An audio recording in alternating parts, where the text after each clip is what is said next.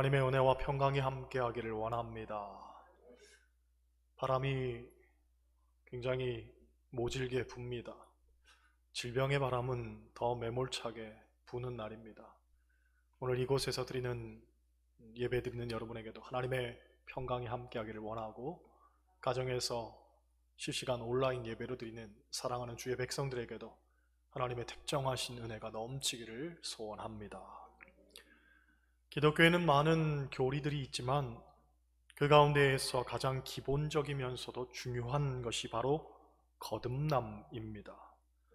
존 웨슬리 목사님은 신생이란 말로 표현했고, 예전에는 중생이란 말로 쓰였습니다. 그런데 중생이란 말은 불교에서 많이 사용하기 때문에 교회에서는 잘 사용하지 않고 거듭남이라는 말로 이야기하죠. 여러분, 한 생명이 태어나는 일은 그 자체로 굉장히 놀라운 일인 동시에 매우 중요한 일입니다. 왜냐하면 한 사회를 온전히 구성하기 위해서는 적정 인구수라는 것이 있는데, 사회문화정책보고서에 따르면 우리나라의 적정 인구수는 4,600만에서 5,100만 정도라고 합니다. 최소 그 정도 인구는 되어야 사회의 순환이 잘 이루어질 수 있다는 겁니다.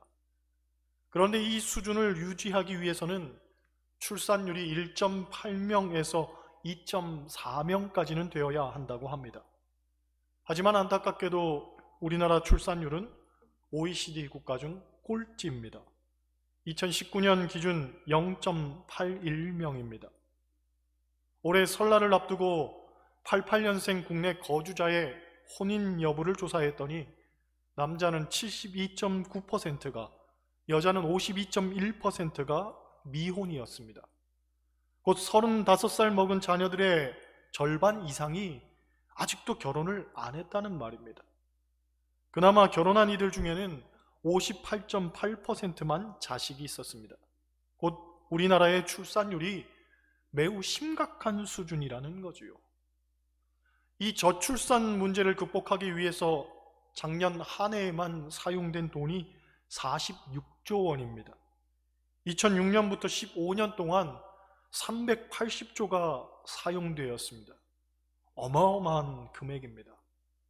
그런데도 전혀 나아질 기미가 보이지 않는다는 데에 그 심각성이 있습니다. 제가 오늘 이렇게 서두에서 장황하게 저출산 문제를 논하는 것은 실상 교회 안의 영적인 저출산 문제도 심각하기 때문입니다. 앞서 말한 것처럼 그리스도인은 자고로 예수 안에서 다시 태어나는 거듭남이 있어야 합니다. 이것을 저는 영적 출산이라고 명명하고 싶습니다. 곧 우리가 온전한 그리스도인으로 살려면 나는 죽고 예수로 사는 바로 이 거듭남을 경험해야 하는데, 이러한 이들이 교회 안에 턱없이 적어지고 있는 겁니다. 그래서 명목상 그리스도인이긴 하지만 본질은 전혀 그리스도를 닮지 않은 표면적 그리스도인들만 존치하고 있는 것이 오늘날 교회의 현주소인 겁니다. 로마서 2장을 보면 사도 바울은 표면적 그리스도인의 특징에 대해서 3가지를 말합니다. 첫째, 표면적 그리스도인은 듣고도 행하지 않습니다. 둘째, 표면적 그리스도인은 알고도 행하지 않습니다. 셋째, 표면적 그리스도인은 다른 사람은 가르치면서 정작 자신은 바꾸지 않습니다. 여러분 스스로에게 물어보시기 바랍니다. 여러분은 행하는 자입니까? 과연 참된 변화를 갈망하십니까? 오늘 본문은 예수님과 니고데모의 대화로 알려진 유명한 말씀입니다. 밤에 예수님을 만나러 찾아온 니고데모에게 예수님은 네가 거듭나야 한다 하고 말씀하셨습니다. 여러분, 니고데모는 바리새인이었습니다. 소위 하나님을 잘 섬긴다고 자신하던 사람이었습니다. 그런데 예수님은 그런 그에게 사람이 거듭나야 하나님 나라를 볼 수 있다 하고 말씀하셨습니다. 여기서 사람이란 말은 불특정 다수를 지칭하는 것이겠죠. 곧 어떠한 사람을 막론하고 거듭나야지만 하나님 나라를 볼 수 있다는 겁니다. 원문을 보면 거듭나야 한다는 말이 헬라어로는 강한 명령으로 쓰여져 있는데, 다시 말해 거듭나는 것은 모든 사람을 향한 예수님의 명령과 같다는 말입니다. 여러분, 거듭남이 예수님의 명령이라면 우리는 마땅히 거듭나기 위한 노력을 기울여야 합니다. 주변을 보면 어떤 분들은 신앙생활을 흐르는 물에 몸을 맡기듯 하는 분들이 있습니다. 그래서 늘 피동적이고 그 시기 장식이죠. 이런 분들은 수십 년 신앙생활 해도 똑같습니다. 전혀 변화도 없고 자기 성품, 자기 고집 그대로 갖고 삽니다. 어떤 면에서 거듭남은 거스르는 일입니다. 자기 고집을 거스르고 자기 생각을 거스르고 결국은 나의 아집을 깨뜨려 버려야 합니다. 그래서 최종적으로 나는 죽어져야 합니다. 거듭남이 어려운 이유는 바로 여기에 있죠. 죽어야만 살 수 있고 죽어야만 다시 태어날 수가 있는데 저마다 죽기는 싫은 겁니다. 제 아들이 친척 형에게 자기는 아빠랑 게임을 같이 한번 해보는 게 평생 소원이라고 하더랍니다. 그 이야기를 제게 귀띔해줘서 제가 아들이랑 컴퓨터 게임을 같이 했습니다.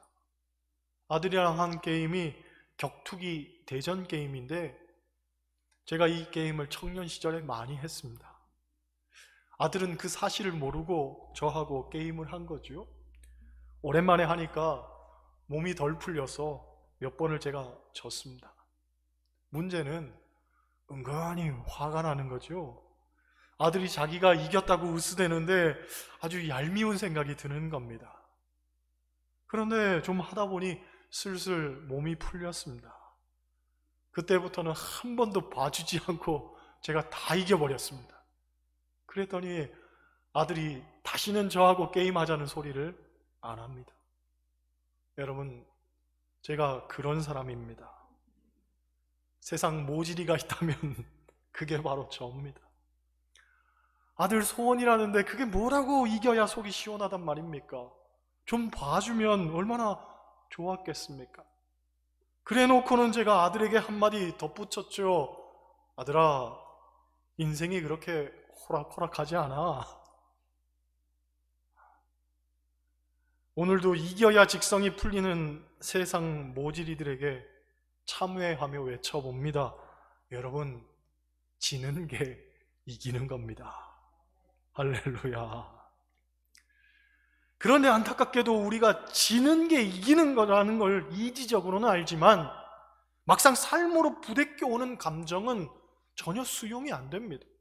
그래서 분을 내고 혈기를 부리고 때로는 윽박을 질러서라도 상대방의 길을 꺾어 놓으려 애를 씁니다. 교인이라고 다릅니까? 전혀 그렇지 않습니다. 그리스도의 살과 피를 나눈 형제 자매라고 하면서도 한치의 허물조차 용납지를 않습니다. 어떻게든 이겨먹으려고 하고 상대방을 죽이려 달려듭니다. 결국 세상에서 사는 방식을 교회 안에서도 답습하고 있는 겁니다. 우리가 늘 들어 알지만 신앙생활은 한마디로 나는 죽고 예수로 사는 일이라고 정의할 수 있습니다. 진정 거듭남을 갈망한다면 썩어져 버릴 구습을 쫓았던 옛사람은 먼저 죽어야 합니다. 죽지 않으면 우리가 살 수 없습니다. 죽어야만 하나님 안에서 다시 태어나는 것을 경험할 수가 있는 겁니다. 유기성 목사님의 간증입니다. 2001년 서울 동강교회에서 부흥회를 인도할 때에 저녁 식사를 마치고 집회 준비를 위해 숙소에 가고 있는데 사모님에게 전화가 걸려왔습니다. 평소와는 달리 목소리가 많이 가라앉아 있더랍니다. 여보, 나 암이래요 하는데 너무 충격적이더라는 거죠. 며칠 전 건강검진하고 그냥 그날 결과를 들으러 병원에 가야 되는데 집회가 있으니 당신 혼자 가라고 했는데 암이라고 빨리 수술해야 한다고 하더랍니다. 그 말을 듣고 사모님이 병원에서 주저앉아 전화를 했는데 목사님도 정신이 하나 없는 거지요. 당장 저녁 집회를 인도해야 하는데 아내는 암이라고 하고 병원에서 혼자 그 소식을 듣고 울며 집에 돌아가지도 못하고 있는데 어떻게 해야 될지 정말 난감하더라는 겁니다. 하지만 어떡합니까? 해야 할 일이 있으니, 여보, 미안해. 지금 내가 당신에게 갈 상황이 아니야. 혼자 집에 가야 할 것 같아. 그렇게 말해놓고는 하나님 앞에 엎드렸습니다. 하나님, 어떡합니까? 저는 설교할 힘이 하나도 없습니다. 지금 이 상황에서 도대체 무슨 설교를 한단 말입니까? 그렇게 부르짖는데 하나님께서 즉각적으로 응답하시더라는 겁니다. 그런데 그 응답은 당신에 대한 책망이었다고 하죠. 너는 내가 이미 죽었다고 고백해놓고 뭘 또 그렇게 죽겠다고 아우성이냐? 오늘 저녁 집회에 참석하는 교인들 중에 내 아내처럼 큰 병에 걸려 정말 절박한 심정으로 해답을 구하는 자가 있다면 내 아내에게 해줄 말을 그에게 해주거라. 그 책망을 들으니 정신이 번쩍 들더랍니다. 그래서 기도를 바꾸었습니다. 주님, 아내는 주님께 맡기겠습니다.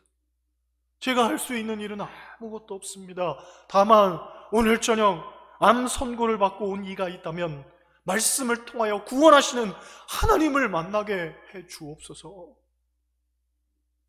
그리고 그날 저녁 최선을 다해 말씀 전하고 뜨겁게 기도한 후에 집으로 돌아왔습니다.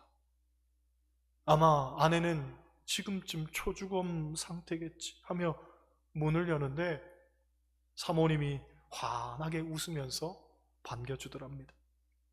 괜찮아? 물으니 괜찮다는 거죠. 사모님이 하는 말이 정신이 혼미한 상태에서 전철을 타고 오는데 갑자기 역 주변에서 좌판을 벌이고 장사하는 교우들 생각이 나더랍니다. 혹 무슨 일이 생기면 그분들을 더 이상 볼 수 없을 거라는 생각을 하니 오늘 꼭 만나고 가야겠다는 그런 마음이 들더랍니다. 그래서 신방을 갔더니 다들 너무 기뻐하고 좋아하더라는 거지요. 한참 그분들과 수다를 떨다 보니 내 문제를 잊게 되더랍니다. 저녁에 집까지 택시를 타고 오는데 갑자기 기사분을 전도해야겠다는 마음이 들었습니다. 그래서 교회 이야기를 꺼냈더니 기사가 떨떠름해 하더라는 거죠. 사모님이 하는 말이, 기사님, 제가 지금 병원에서 암 선고 받고 오는 길이에요. 저는 죽어도 천국이 있음을 믿기에 행복하게 살아요. 기사님도 예수 믿고 꼭 천국 가셔야 돼요. 그랬더니 이분이 귀를 기울이더라는 거죠. 사모님의 이야기를 들으면서 목사님이 깨달아지는 것이, 사람이 자신의 죽음을 받아들이고 삶의 초점을 자신이 아니라 우리 주님께 맞추면 죽음조차도 우리를 무너뜨릴 수 없다는 바로 그것이 느껴지더라는 겁니다. 그렇습니다. 여러분, 우리가 자기 죽음을 선언하면 오히려 삶이 하나님과 더욱 가까워질 수 있게 되고 하나님 안에서 진정한 자유함을 얻게 됩니다. 성경은 바로 그것을 거듭남이라고 말하는 거죠. 하나님께 나의 삶을 맡기고 온전히 맡기고 사는 것, 그게 진정한 거듭남입니다.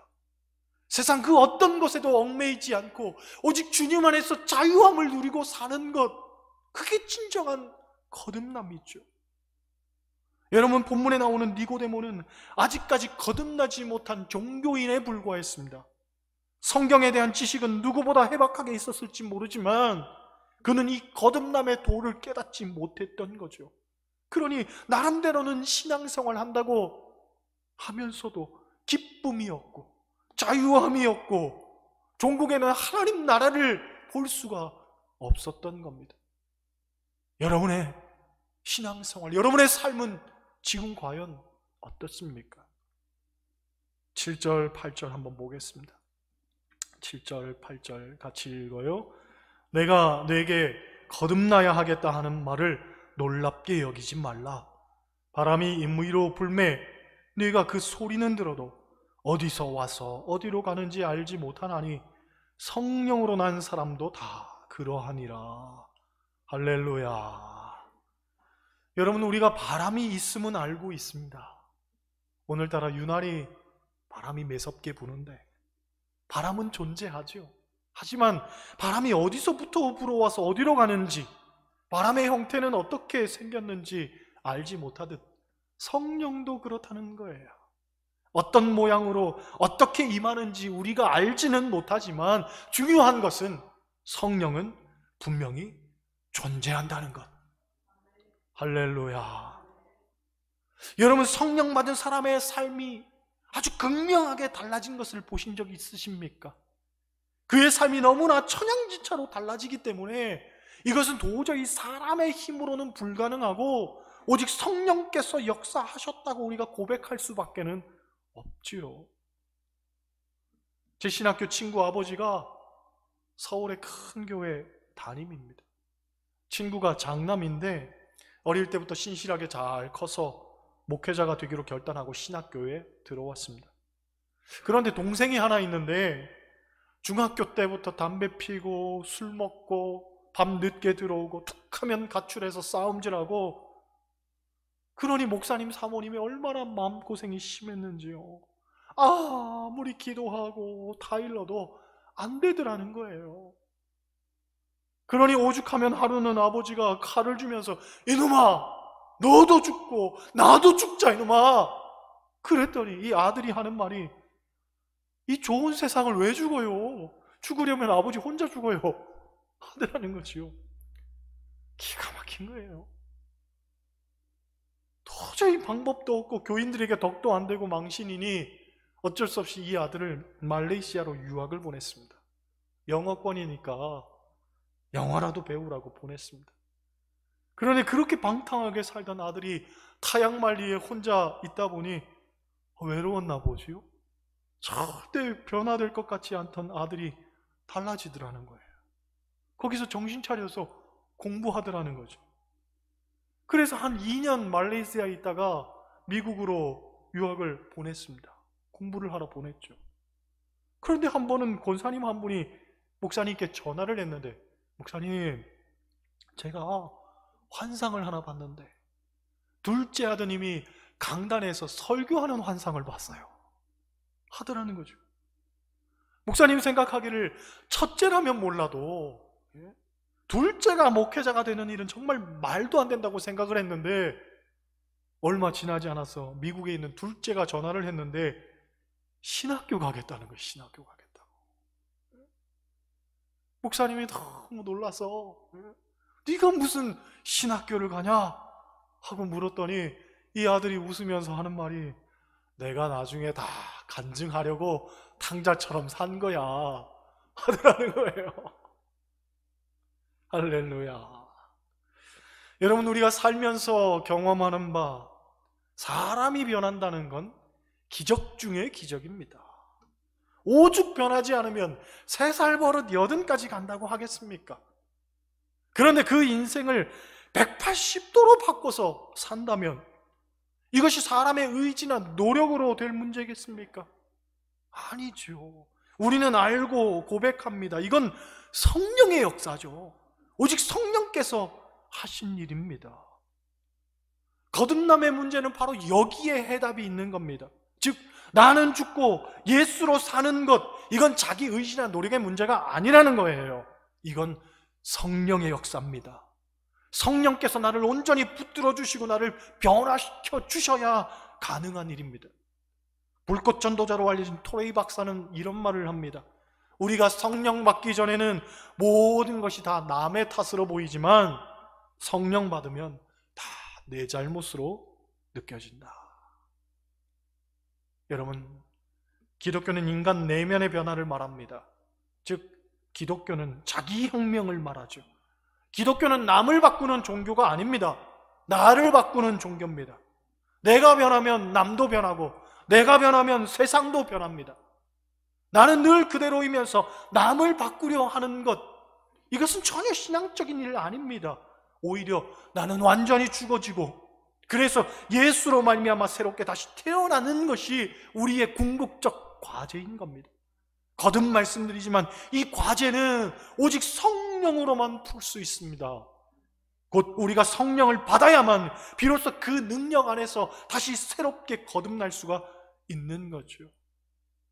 본문에 나오는 니고데모는 표적이라는 현상에 매료되어서 주님께 왔지만 예수님은 성령 받고 변화된 그 사람이 가장 큰 표적임을 그에게 도리어 말씀하셨습니다. 바라기는 여러분 모두 성령 충만을 갈구하시기 바랍니다. 그래서 여러분도 성령 받고 거듭나시기 바랍니다. 교회는 마땅히 거듭난 성도들로 채워져야 됩니다. 그리고 그렇게 거듭난 이들이 채워질 때에 교회는 비로소 하나님 나라의 원형으로서의 사명을 온전히 감당할 수가 있는 거죠.